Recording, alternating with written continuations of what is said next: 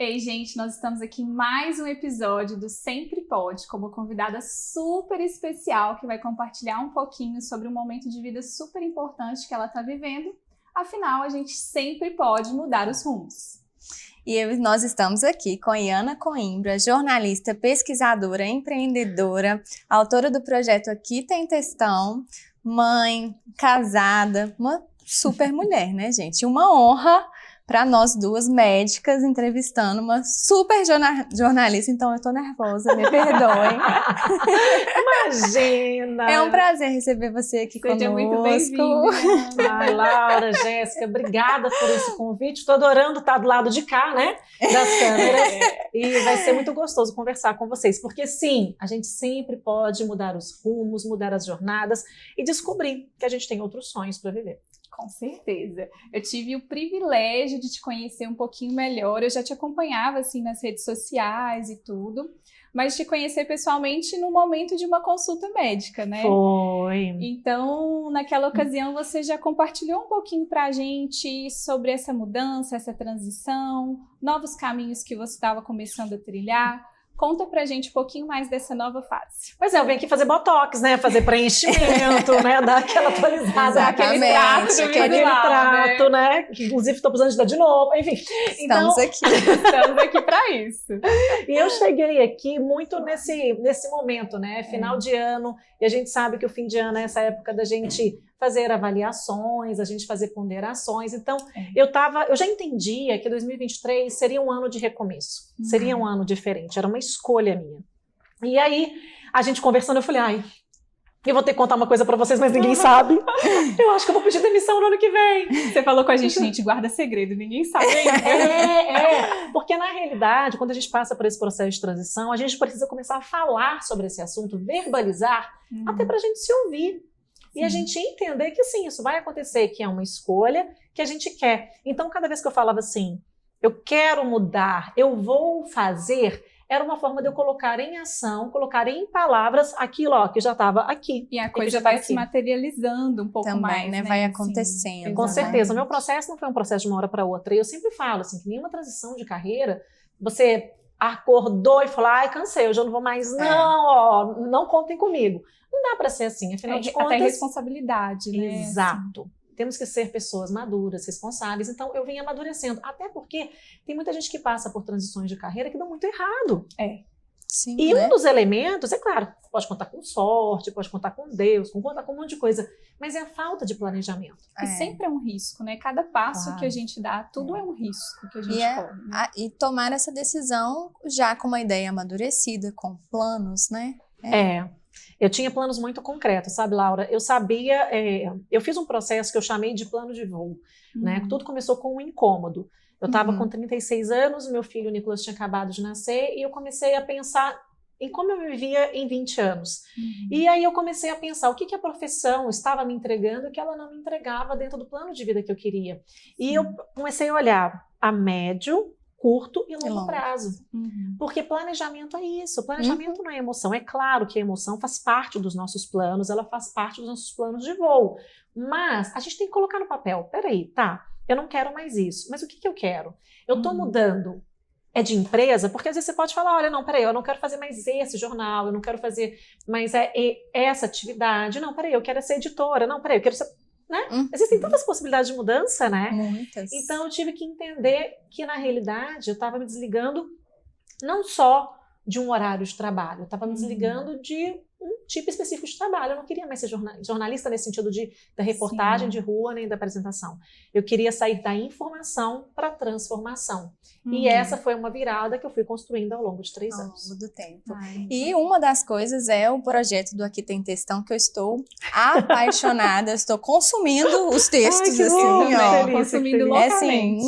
Maravilhosos. O texto, você lê, assim, eu me enxergo nos textos, é incrível. E queria saber como é que surgiu isso, assim, se veio antes, se já estava ali com aquela sementinha, como é que foi? Laura, tem alguma coisa que você faz muito bem desde pequena? Não, assim, fui aprendendo. Olha que você tem talento. Me conta um talento seu enterrado. Você é boleira. Ela é boleira? Ela é boleira. Eu adoro confeitar. Então há uma confeiteira aí dentro. Entendi. Você tem algum talento, assim, uma coisa que você sempre gostou de fazer? Nossa, Tem? Ana. Pode denunciar, amiga, igual ela fez com você, não? O que eu gosto de fazer? Algo que você Essa tem um talento safada, natural. Eu gosto de fazer coisa ao ar livre, assim, sabe? Essas coisas. Entendi. Meninas, eu sempre gostei de escrever. Eu sempre escrevi bem. Eu lembro que com 9 anos de idade, eu tive que fazer uma redação na escola. E eu escrevi uma redação que a professora olhou e falou: quem escreveu isso aqui? Eu falei: eu. Ela falou: não tem condição. Eu falei: tem, fui eu. E ela falou: então faz outra redação. E aí eu ia fazendo e eu percebi que era um talento, que era um dom natural que eu tinha. Naturalmente, eu fui parar no jornalismo, não foi à toa, né? Eu sabia escrever, eu sabia falar, eu adoro falar, vocês não estão nem percebendo, né? Adoro falar. A gente acha ótimo, que a gente quer que você fale quer mesmo. que você conte tudo. Eu amo falar, eu gosto de conversar, eu tenho muita facilidade para falar sobre aquilo que eu aprendi. Sim. Então era um dom natural. Só que no jornalismo diário, a nossa escrita é uma escrita muito objetiva. O que está acontecendo naquele instante? E aí o Instagram foi um espaço onde eu comecei a utilizar nas legendas para poder compartilhar esses textos. Assim, anos muito antes eu já tinha tido um blog. Ele ainda existe, tá? Ele chama Irrelevante. E de Ana, né? Irrelevante, porque era minhas irrelevâncias da vida. Nunca tirei ele do ar, eu comecei a escrever, eu era praticamente, sei lá, menina, adolescente. Então eu sempre escrevi muito bem. E aí, quando a minha filha nasceu, a maternidade, ela mexe em lugares da mulher, da pessoa que gesta, de uma forma muito forte. E a maternidade me trouxe essa vontade de escrever. Então, eu comecei a escrever de uma forma mais intencional com a Catarina. Eu já escrevia diário, gente, eu tenho diário até hoje. Eu escrevo diário desde os 9 anos de idade. Legal. Até hoje. Eu já escrevi lá uma vez: quando eu morrer e alguém estiver lendo isso, seja gentil. Não sei quem é que vai ler isso quando eu morrer, né? E aí, enfim. É uma boa terapia. É maravilhoso. Na realidade, Michel Foucault, que é um pensador francês, um filósofo, ele fala sobre a narrativa de si. E a narrativa de si é algo que os gregos da antiguidade já faziam para poder uma forma de você se elaborar como pessoa. Sim, hoje, organizar o pensamento. Exato, né? E, então, isso está lá na minha tese de doutorado. Então, quando eu percebi que eu escrevia muito bem, eu falei: pode ser que tenha algo aí. Então, eu peguei essas legendas do Instagram, comecei a escrever. E aí, um dia, na hora que eu fui colocar lá na bio, o que tem no meu Instagram? Eu falei: aqui tem textão. Porque eu escrevo textão. E aí, nesse processo de pensar, tá, ok, eu tenho os incômodos em relação à profissão que eu tenho hoje. Eu quero fazer outra coisa da vida. Para que lado que eu vou? Eu falei: eu preciso ser algo relacionado à escrita, à leitura, porque são coisas que eu gosto. Que você gosta. Qual que é o nome disso? Aqui tem textão, porque o que eu vou escrever, o que eu vou falar são textões. Sim. Então vieram os grupos de leitura, comecei com os grupos de leitura sempre temáticos. Então o primeiro tema foi vulnerabilidade, né? Pegamos um dos livros da Brené Brown, o outro sobre exaustão, porque eu percebi em todas as minhas rodas de conversas, mulheres muito cansadas, sobrecarregadas. Não, eu me identifiquei em vários textos, eu fiquei chocada, assim. Porque na realidade as nossas dores são as mesmas. Eu tenho verdade. certeza que quando os pacientes chegam até vocês aqui, né, para poder um atendimento, fazer uma cirurgia, para fazer um procedimento dermatológico, elas vão trazer questões que você fala assim: eu entendo, eu também tenho essas coisas. Só que o que eu fiz? Eu comecei a trazer isso para as palavras. E aí, então aí veio aqui, tem textão, e aí não me bastou. Eu falei: peraí, eu quero escrever mais. E aí eu comecei a enviar newsletters, e-mails, todas as sextas-feiras, que são os meus textões. Então, se eu chego aqui e vejo algo que me desperta, eu passei a ter um lugar para canalizar esse talento, que já era um talento meu, e que depois eu falei: opa, peraí, isso aqui pode ter um plano B. Então, quando a gente pensa em transição de carreira, a gente pensa em mudar rumos, a gente pode olhar para aquilo que a gente fazia com naturalidade, às vezes na infância, que a gente não faz há muito tempo. Vai que tem uma boleira, uma confeiteira escondida ali, você não sabe, né? Então, aqui tem textão, ele nasceu assim. Quando eu comecei a olhar para aquilo que eu fazia com naturalidade, aquilo que eu gostava de fazer, que não me doía, que era leve, e que eu entendi que, quem sabe, podia ser um plano B. Mas eu não imaginava, confesso para vocês, que seria tão rápido. E que teria essa proporção, assim, que alcançou, né? Eu ainda me surpreendo, confesso. Isso é muito legal. E você falando, assim, Ana, eu penso que muito, assim, talvez, dos seus incômodos também com a sua profissão de jornalista, de repórter, tem muito a ver também com alguns incômodos da nossa profissão como médicos, né? Que a gente também tem uma rotina super atribulada, plantões. Deus me livre, quero esse negócio nunca mais. Né? Ausências em datas importantes, uma falta de previsibilidade, né? E é interessante, assim, saber que você tinha uma carreira de sucesso e tomou uma decisão de partir para um outro rumo. E uma coisa que eu ouvi uma vez, assim, que faz muito sentido nessa sua história é que ter um foco ou saber o que você quer é dizer não para coisas boas. Exato. Porque muita gente deve ter te achado louca. Eu vi isso ontem. A louca que pediu demissão? Eu. Então, você saber onde você quer chegar te dá muita paz e tranquilidade para dizer não para coisas boas também, né? E não quer dizer que esse processo não seja dolorido. É. Porque, entrar na sala do meu chefe e falar assim, obrigada, beijo, tchau, acabou, não volto aqui, foi fácil. Mas o processo de 3 anos de elaboração foi difícil. Fui para a sala de terapia, fui conversar com meu marido, fui conversar com amigas, fui conversar com quem já tinha feito transição, fui conversar comigo, com os meus medos. Eu fui olhar os meus valores, o que era importante para mim, o que não era mais. E muitas pessoas esperam passar por uma transição na carreira quando tem 100% de convicção. E às vezes não é assim. E às vezes não vai chegar nesse momento, né? Talvez essa convicção nunca chegue. Né? Porque eu tenho certeza que eu poderia continuar fazendo o que eu fazia, porque eu fazia bem, eu gostava de fazer, eu estava muito confortável na posição onde eu estava, né? Para fazer uma reportagem eu tenho que pensar, eu pego, vou e faço o que eu tenho que fazer. Aprendi a fazer, tenho certeza que às vezes no trabalho de vocês também, vocês batem o olho, tem que fazer isso, você sabe, né? E quando você gosta de fazer, é natural. Mas eu entendi 2 coisas, que eu podia fazer essa transição no momento em que eu sentia que eu estava no meu auge, que eu estava na minha melhor fase, e que eu não precisava esperar tempo demais, porque tem muitas pessoas que esperam para fazer transição quando se aposentam, e tá tudo bem. Tá tudo bem. Você seguiu uma carreira até o fim, né? E fala assim, ok, agora eu vou fazer um trabalho como hobby, né? Agora eu vou me realizar de outra forma. Eu não queria fazer isso. Eu queria ir atrás... plena. E eu queria sair enquanto eu sentia que eu tenho tempo e energia para me dedicar a um outro projeto. Eu tô com 39 anos hoje. Então, para mim, a virada dos 40, e a gente sabe que os 40 anos é um tabu na vida da mulher, é aquela coisa, entrou, não entra, e agora é coroa, não é jovem mais. Você sabia que, de acordo com o IBGE, depois dos 30 você não é jovem, né? Tô sabendo disso. Você não pode falar que você é jovem. Mas eu não concordei. Eu Também sou não super concordei, jovem. não. Eu também acho que a gente é super jovem, tá? De acordo com o IBGE, é só até os 30 anos.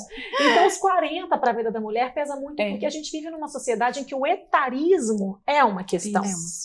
E aí eu comecei a perceber, onde estão as mulheres mais velhas que são jornalistas, que são repórteres? Onde as mulheres estão?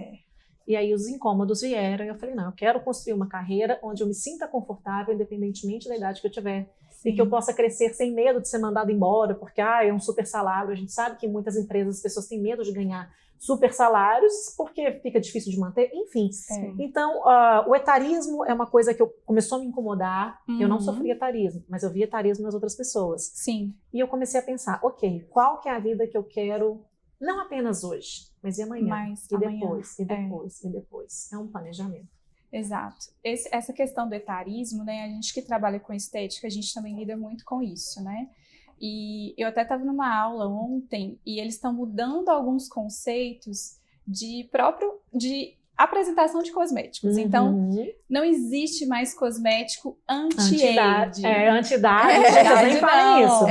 Agora é pro-aging, ou seja, você não é anti-envelhecer, né? É você envelhecer bem. Então, esses conceitos que têm mudado, né? Isso é muito interessante em tudo. Questão de trabalho, na forma que a gente liga com a nossa autoimagem, com o paciente, a gente que trabalha com estética. Então, isso que você colocou é muito legal da gente pensar. E foi uma conversa que a gente teve aqui, né? Quando eu vim para poder fazer o Botox, preenchimento, eu vim fazer Botox, né? Aí eles me falaram que eu precisava de preenchimento. Aí vamos fazendo várias coisinhas. Aí a primeira coisa que eu falei foi, gente, então, deixa eu explicar para vocês. Eu sou uma mulher de 39 anos e eu gosto de ter 39 anos. Eu quero parecer como uma pessoa de 39. Você lembra? Eu te falei isso. Eu falei, eu não tenho vergonha da minha idade. E não tenho. Porque se tudo der certo, a gente vai envelhecer, né? Não, nós vamos envelhecer. Se tudo der certo, a gente vai envelhecer. A ideia é essa. A gente quer nascer, crescer, envelhecer até a gente partir. Então, eu não tenho esse problema com a idade. Pelo contrário, mas se eu posso envelhecer de uma forma ativa, se eu posso envelhecer de uma forma Exatamente. bonita, se eu posso envelhecer me sentindo bem comigo mesma, disposta, com saúde, Autonomia, com exatamente. autonomia.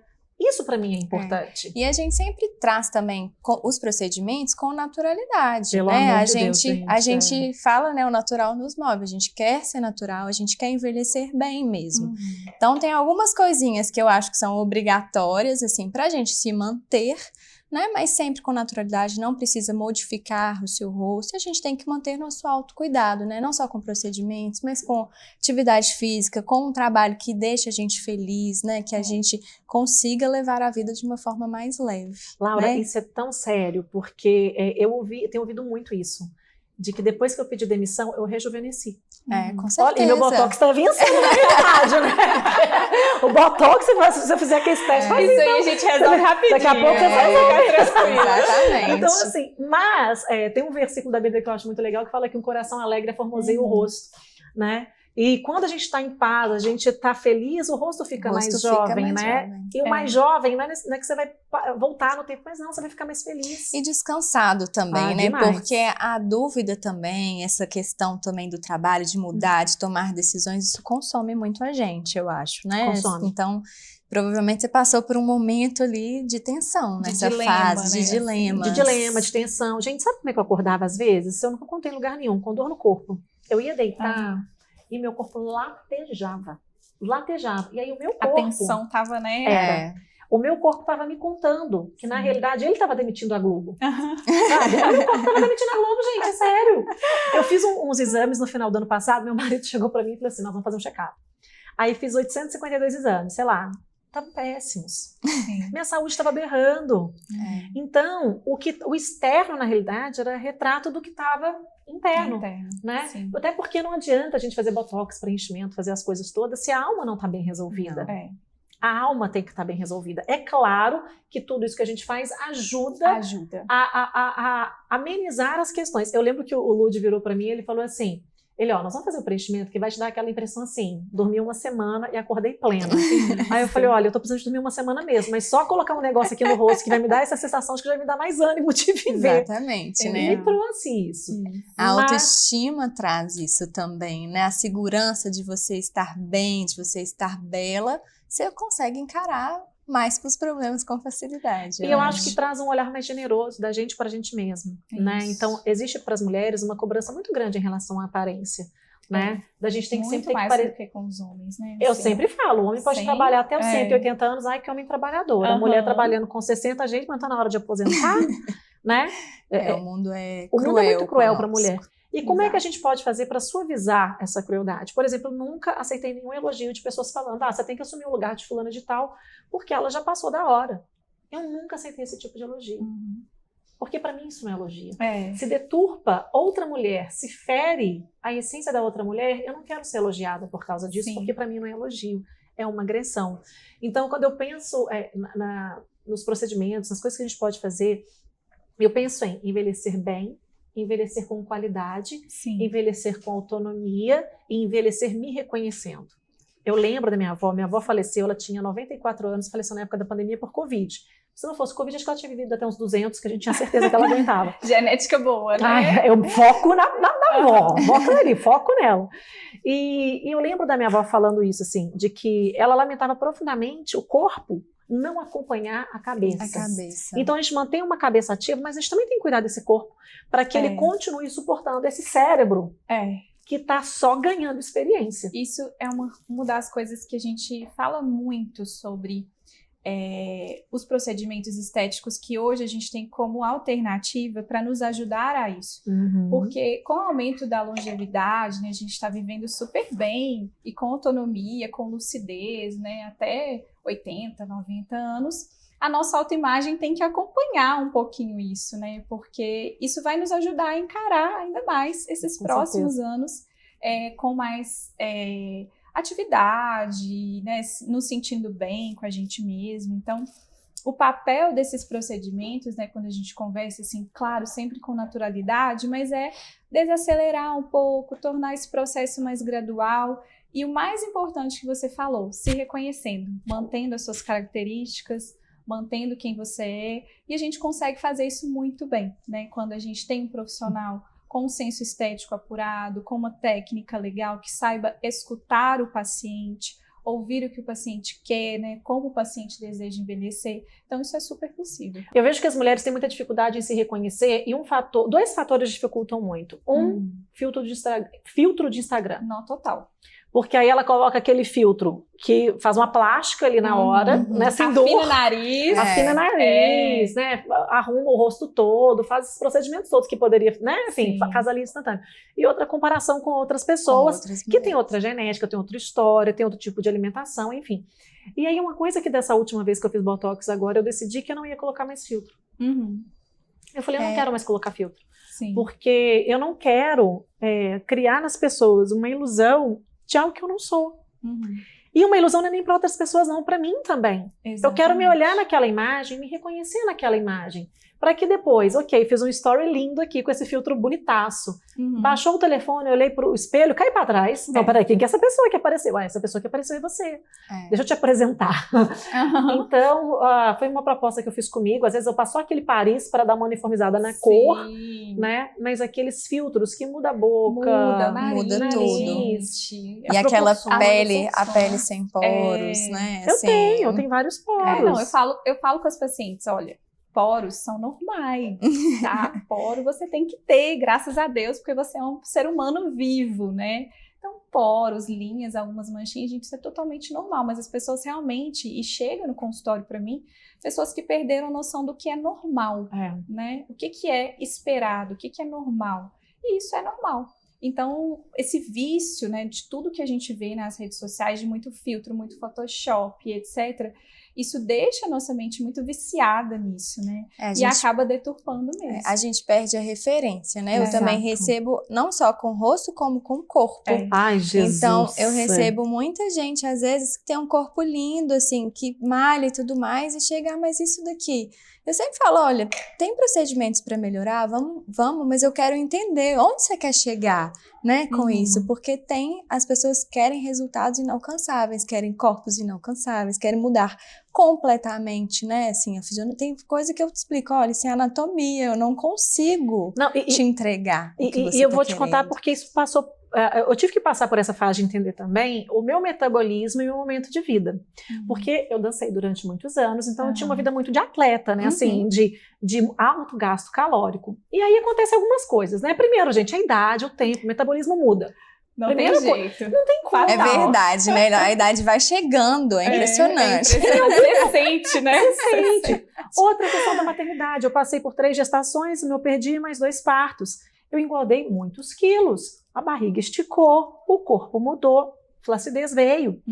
Poderia ter sido aquelas grávidas, fits? Poderia. Fui. Não. Quis ser? Não. Então, tudo bem. E assuma. Porque não dá você não assumir que você não quer esse negócio e ficar chegando aqui falando, resolve agora, né? Não dá. Não condeno quem faz cirurgia, pelo contrário, gente, faz tudo que você puder fazer para você se sentir bem, acho que os recursos estão aí, mas com moderação. E aí eu tive essa conversa com meu marido recentemente, porque nós estamos juntos há 25 anos. Ou seja, desde que a gente é adolescente.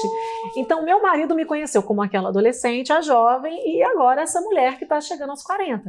Então, a gente teve essa conversa em que eu virei para ele e falei, Fred, em primeiro lugar, eu não quero dedicar a um exercício físico o tempo que vai me requerer para ter um corpo que eu já tive. Sim. Eu não tenho esse tempo hoje, eu tenho 2 filhos, hoje eu tenho a minha empresa, hoje eu tenho as palestras que eu dou, os treinamentos que eu dou, o doutorado que eu estou terminando, os cursos que eu quero dar, eu tenho outras prioridades. Sim. Então, aquele corpo que eu tive em determinada época da vida, eu não terei mais. E eu precisei de aceitar isso, conversar isso comigo. E eu tive que virar para ele e falei assim, olha, então é isso, assim, vamos lá, nós 2 estamos envelhecendo, seus cabelos também não são os mesmos, né? Tá bem grisalho. Né? Lá do colégio, não somos mais, vamos atualizar as nossas expectativas, mas quanto a gente melhorou em tantas coisas. E eu acho, e outra, por que a gente olha esse corpo, porque não é esse corpo mais tão definido, que é esse corpo com uma outra musculatura, com uma outra vivência de uma forma negativa? Eu olho para esse corpo como um corpo que me permitiu fazer tudo o que eu fiz na vida até chegar aqui. Então eu não maltrato esse corpo, eu amo esse corpo, eu agradeço esse corpo. É claro que eu tenho uma foto lindíssima de biquíni na geladeira da minha casa, de quando eu tinha 20 anos. Mas é que tá, no início era pra motivar, tá? Hoje não é mais. Hoje é pra falar que bom que nessa época eu aproveitei tudo que ele podia dar. Porque hoje esse corpo me permite ficar o dia inteiro sentada numa cadeira produzindo aquilo que eu sinto que meu cérebro pode entregar e que nessa época ele não podia. Então é uma celebração. Agora sim, não consigo malhar nesse momento porque eu tô terminando meu doutorado, depois a gente vai resolver essa questão na vida. Mas eu faço fisioterapia toda semana, eu me alimento bem. Então tudo que eu posso fazer, eu faço. Mas eu não cobro uma resposta do meu organismo que hoje a cobrança também ele não vai me dar. Ele não vai me dar e eu não vou dar para ele também as horas que ele precisa para me trazer esse resultado. Então vamos colocar os pés no chão assim, ó, vamos aterrar e vamos reconstruir essa relação que a gente tem com o nosso corpo. Exatamente. Isso é muito importante, né? Porque às vezes a gente fica pensando assim, em atrizes, pessoas da televisão, mas elas vivem, né, para isso. Faz parte do pacote delas. Do trabalho delas. Musas fitness agora, né, com o Instagram. Então Deus as pessoas vivem para isso e algumas querem. E ainda tem algumas dessas pessoas que fazem lipo e que não contam. É um desserviço, e tudo mais. E aí as pessoas chegam, desserviço. às vezes, aqui e falam, eu quero isso. Aí a gente tem que fazer todo um trabalho de falar assim, não, calma, peraí, vamos entender e vamos entregar o melhor resultado. Mas o melhor resultado possível para você, dentro do que você tem, né? Não, e eu vou ser muito honesta para vocês. Eu morro de vontade de fazer uma mini abdominoplastia, porque minha barriga ficou horrorosa depois do meu segundo parto, minha cicatriz é pavorosa. Tenho vontade? Tenho. Tenho vontade de colocar silicone depois de 2 amamentações? Ela já começou a olhar meu corpo assim, ai, Jesus! Eu tenho. Ai, calma. Eu tenho vontade, mas até a gente tem que ter expectativas reais em relação a isso. Com certeza, né? A gente sempre trabalha nisso. A gente tem que ter essas expectativas reais. E, ao mesmo tempo, se não for o caso, não quiser fazer, agradeça a esse corpo, porque a vida que a gente tem, o que a gente faz é devido a esse corpo. E, às vezes, esse corpo está maltratado, é que a pessoa passou 30 anos tomando Coca-Cola, comendo chocolate, não fazendo nada por esse corpo, aí quer. Aí resolve, com 40 anos, virar musa fitness. Ô, gente, aí você ajuda, né? Aí você ajuda. Temos que trabalhar nisso, né? Não tem jeito. E, Ana, eu quero falar de uma coisa que eu super me identifiquei com você, que eu li e que você começou a contar pra gente, de um relacionamento muito longo, né, desde o colégio, da adolescência, que eu também tenho, e que é super legal que a gente vai crescendo juntos e vai transformando juntos, né, e não é mais aquele casal de muito tempo atrás, mas é um casal que vai se descobrindo a cada dia, né, assim, eu acho isso super legal, é raro de ver. E eu, às vezes, eu não gosto de falar quanto tempo que tem. A gente não pergunta então, vai, deixa para os bastidores. Justamente porque as pessoas julgam muito isso, assim. Eu não sei se acontece com você, mas as pessoas às vezes falam, nossa, mas você namora com a mesma pessoa desde sempre, aí assim, mas eu adoro, eu acho que é único, é um encontro único. E eu queria que você contasse pra gente como é que é essa relação e como é que é também priorizar a mulher, a esposa, que é difícil também quando tem 2 filhos, né? E às vezes você fala um pouco sobre isso, que as mulheres têm essa dificuldade, né? A gente tem que se autorizar muita coisa na vida. Em primeiro lugar, eu me autorizei a não responder perguntas que me deixam desconfortável. Mas por que você namorou 11 anos, 11 meses e 20 dias e não casou antes? Ué, porque foi assim. A minha história foi assim. E eu ligo zero, Laura, para as pessoas... Hater às vezes aparece, pessoas maldosas, passivo-agressivo, então eu ligo zero pra isso. Sem noção, né? Muito. Então assim, o que aconteceu? Eu e o Fred, a gente se conheceu, a história é fofinha, porque eu tinha 10 anos de idade e vi ele na televisão, a primeira vez fazendo propaganda do Lego. E aí quando eu olhei, eu falei assim, quando eu crescer eu vou casar com esse menino. Sabia que ele era de Belo Horizonte? Não sabia. Que loucura! É muito doido. E aí ele foi estudar na mesma escola que eu no ano seguinte, a gente ali com 11 anos de idade. Ele não sabia que eu existia. Eu olhava ele, criança, né? Ai, gente, Catarina, minha filha, não pode saber que eu não tinha essa idade. Ela tá com 7. E aí, filha, não vai assistir. Não vai. De algum momento eu vou ter que parar de escrever esse treco no Instagram, ela não lê. E aí, o Fred, quando ele tinha 13 anos, então assim, a gente estudou na mesma escola, a gente não se conhecia. É claro que ele passava, eu ficava achando ele lindo. E aí, com 13 anos, ele me viu na escola. E bateu o olho e falou, gente, quando eu crescer eu vou casar com essa menina. Vocês acreditam? Gente. Foi um negócio muito aleatório. E a gente começou a namorar no dia 12 de junho de 1998. Então, esse ano, a gente faz 25 anos juntos. Gente, uma vida. É uma vida. Mas vida. é uma vida em que a gente namorou, terminou algumas vezes, até entender que a gente podia viver um sem o outro, podia, mas a gente queria? Não. E aí veio um processo muito grande de a gente aceitar as nossas mudanças nessa fase da vida, porque quando você começa a namorar adolescente, você é muito menino, né? Você não tem muito referencial de Sabe vida. nem o que você quer da vida, né? Não, você sabe nem seu nome, gente. Sabe nem seu nome. Então, a gente começou a namorar nessa fase muito, muito menino. E aí, quando eu entrei na faculdade, eu dei uma guinada que ele demorou um pouco para poder virar, sabe? Ele, sei lá, ele fez uns 52 vestibulares, eu sou do tempo do vestibular, né? E demorou para a gente poder se reconectar. Então, teve esse momento que a gente terminou, porque eu falei, olha, você tá muito menino, eu já tô lá na frente. A gente terminou. E aí eu percebi que era ele, que era o menino, que era o menino daquele jeito e vamos caminhar juntos.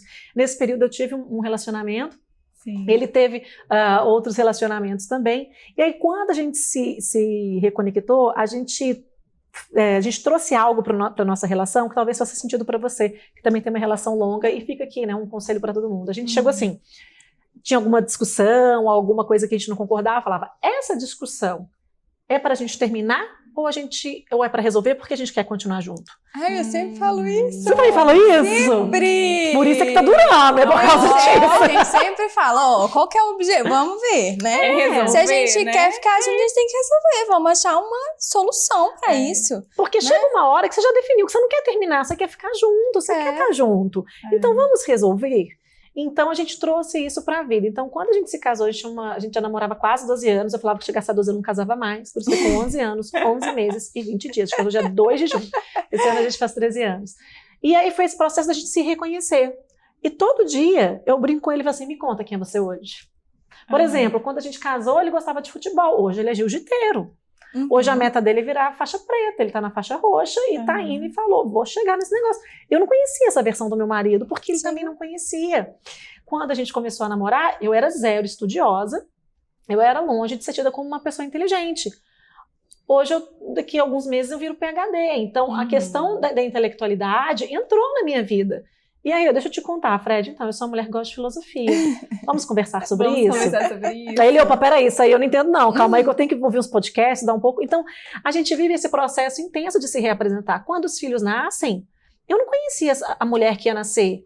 Eu não sabia como seria meu marido pai. Eu lembro até hoje, o olhar que ele lançou para Catarina na sala de parto. Você descobriu uma outra pessoa ali também. Foi, é um olhar, ele tem um olhar, quando eu falo isso, emocione. Ele tem um olhar para os nossos filhos, que é um olhar que ele não tem para mais ninguém. E aí eu me apaixonei pelo Fred pai. E aí quando eu vejo ele trabalhando e vejo ele na função dele de empresário, de dinheiro, eu me apaixono pelo Fred profissional. Então a gente continua se apaixonando, se reconectando e se reconhecendo. A gente fez uma viagem para Fortaleza, que foi justamente nessa minha virada, me veio uma proposta para poder fazer uma palestra em Fortaleza. E eu falei com o meu contratante, eu falei, vamos fazer o seguinte, deixa eu levar meu marido e a gente fica uns dias a mais. Eu troco o cachê por esse período só com meu marido, porque a gente precisa desse tempo.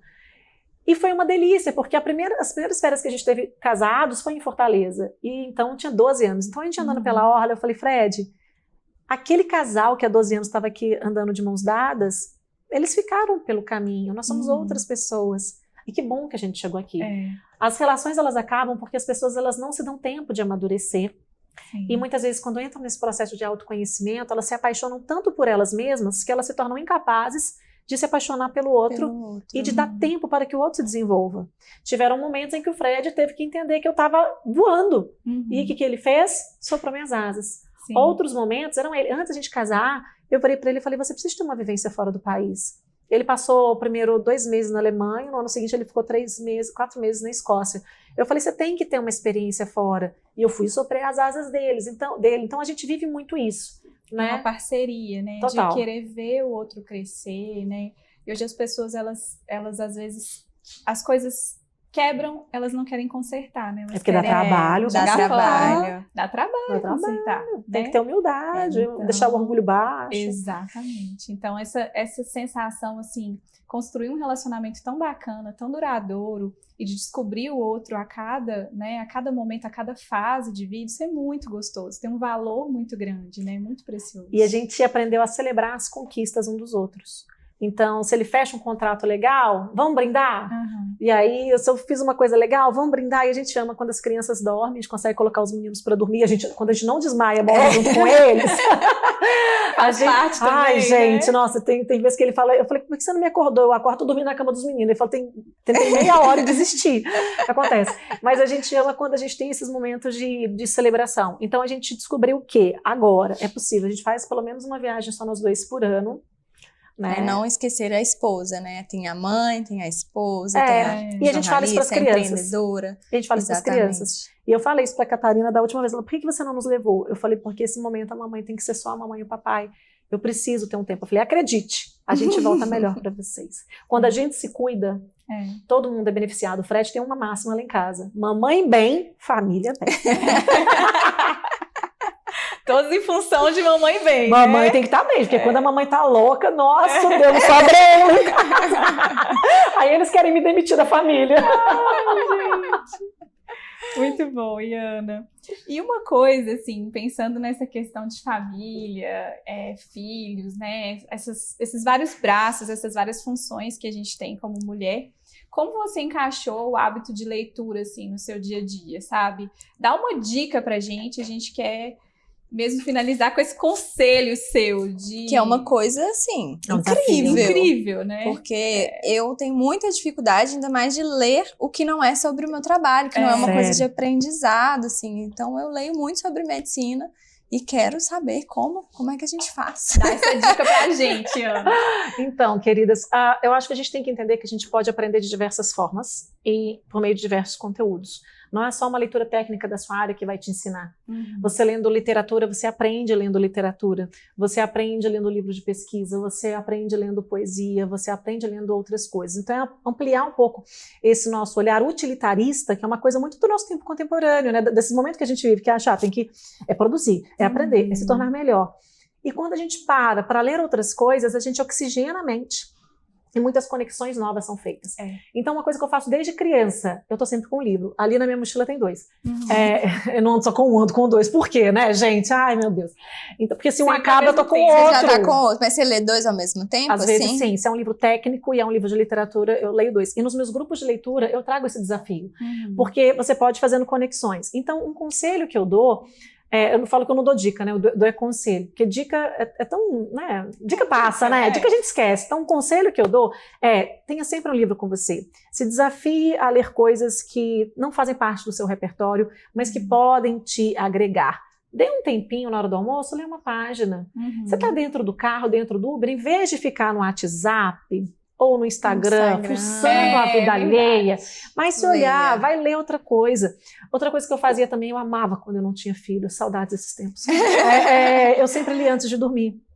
E eu amo ler antes de dormir, então é um processo que hoje eu consigo resgatar. Então, assim, pensar, não existe hora ideal, não tem um momento ideal. É trazer a leitura como estilo de vida e trazer a leitura para dentro de você. É uma delícia, porque a contribuição que a leitura traz para a sua vida, ela vai agregar em todas as áreas. A gente se torna pessoas muito melhores, muito mais cultas, mais inteligentes, com uma autoestima muito melhor quando a gente traz a leitura para a nossa vida. E não só a leitura técnica, mas essa leitura que também é inspiracional. É verdade, com certeza, assim, isso nos faz médicas melhores, né? Com certeza. Não é só um artigo científico, mas a leitura de forma geral nos faz pessoas melhores como um todo. Gente, a gente quer agradecer a presença da Iana, que foi uma grande honra. Quero você mais vezes aqui. E venha fazer procedimentos, cirurgias e tudo mais. Foi um grande prazer ter você aqui, viu? Muito obrigada pela sua presença. Muito obrigada, Iana. Assim, foi um bate-papo surreal, assim, vários insights, várias coisas maravilhosas que trouxemos para a nossa vida mesmo, da sua história, da sua experiência. E a gente quer te agradecer demais por ter se disponibilizado, estar aqui com a gente. Contem sempre comigo. E tem 2 frases que eu falo muito. Uma, sempre tem um depois. independente do que aconteceu. E a outra, meu negócio hoje é soprar asas. Temos que soprar as asas umas das outras. Amei. Com certeza, amei. Com certeza. Muito obrigada, Adorei. Liana. Ah, gente, um brinde, né? Vamos terminar com um brinde, vai, ó. Um brinde de clericô. Soprando asas. Isso.